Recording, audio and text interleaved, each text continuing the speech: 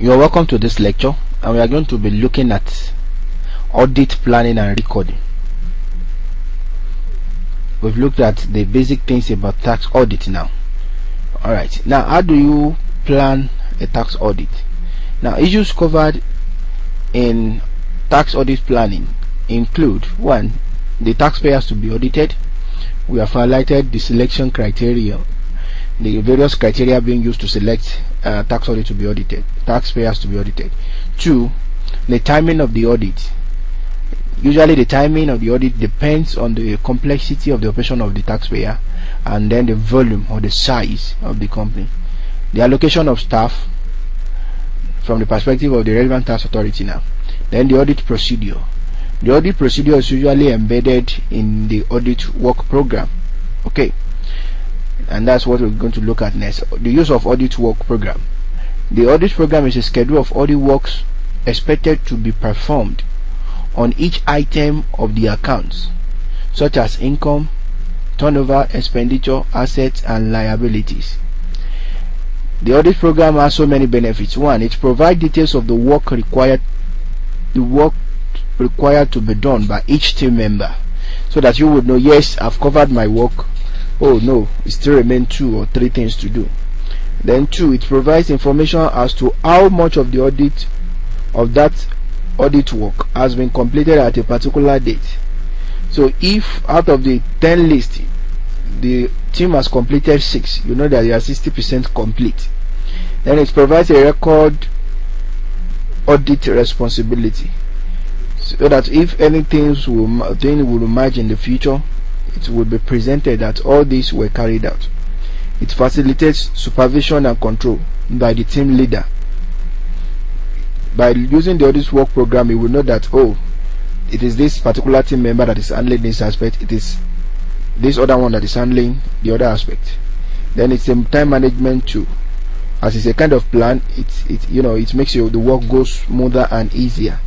Then it ensures continuity in audit work, because a work that has been done earlier on will not come and be done again, since it has been checklisted against the audit work program. So those are the benefits of using an audit work program.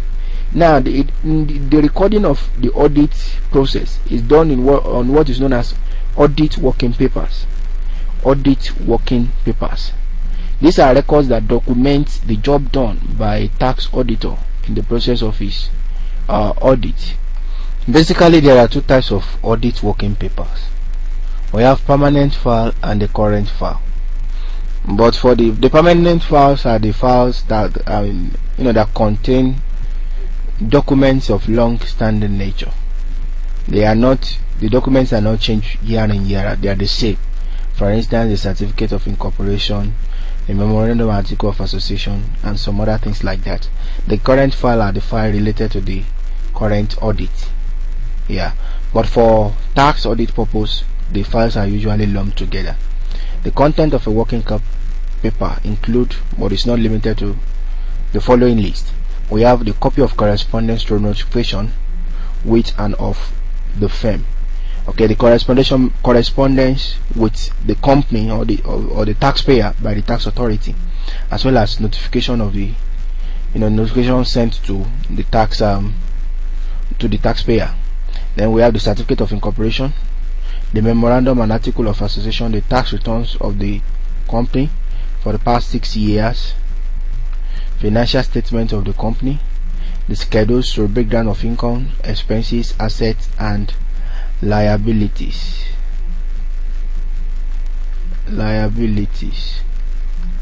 The audit work program, then the procedures and process carried out, the minutes of the various meetings, both preliminary, pre-audit, and post-audit, and then staff allocations and allowances.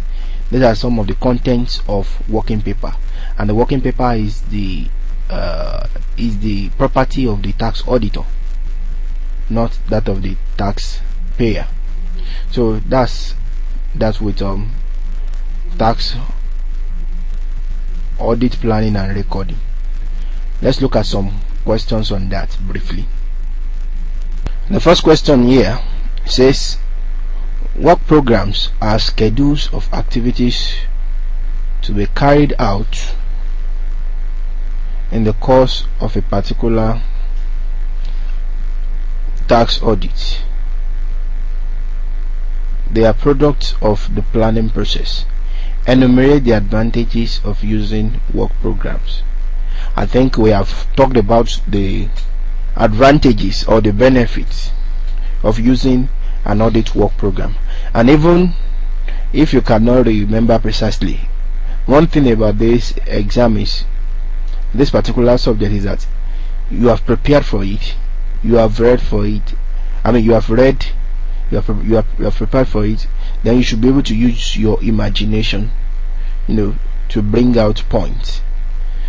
Work program, according to the question, I said they are products of planning process. So what could it be? One, it could save the time of audit. Two, it could prevent multiplicity of job done, okay, so that a job that has been done by one person will not be again repeated by another. Then it enhances supervision and control by the audit team leader. Then it signifies, or it brings to bear accountability and responsibility, because you are going to know who is responsible for who in the course of the audit exercise. So those are some of the things. Just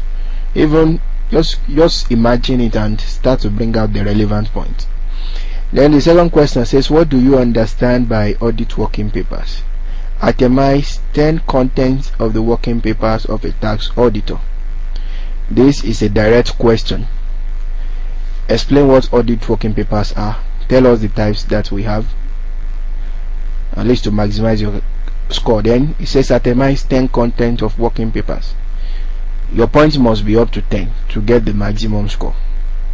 But if you cannot remember up to 10, 8, 7, 8, 9 will still be okay, but it must not be below 6, so that you will get at least above 50% of the mark allocation. And I think you understand now how to tackle this kind of question, as I've been emphasizing it before now. Alright.